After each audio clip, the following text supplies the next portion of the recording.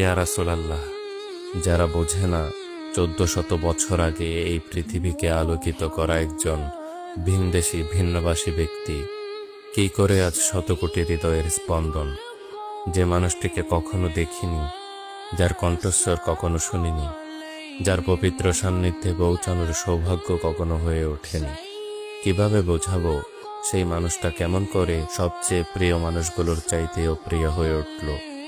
আপনাকে আমি কি করে ভালো না বাসি ইয়া রাসূলুল্লাহ?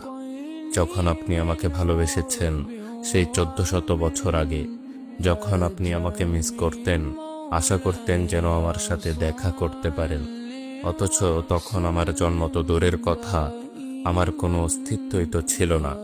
সেদিন সাহাবীরা আপনার চোখে পানি দেখে বলল, ইয়া রাসূলুল্লাহ, আপনি কাঁদছেন কেন?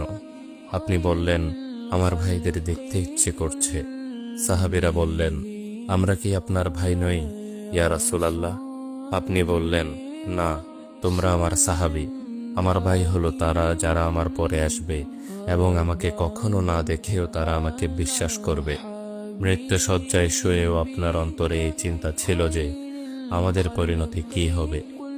উম্মতি উম্মতি বলতে বলতে আপনি আপনার রবের নিকট ফিরে গিয়েছেন। আপনাকে আমি কি করে ভালো না বাসি ইয়া রাসূলুল্লাহ? আল্লাহুম্মা সাল্লি ওয়া সাল্লিম আলা নাবিয়্যিনা মুহাম্মদ সাল্লাল্লাহু আলাইহি ওয়াসাল্লাম। بك خير الخلق كلهم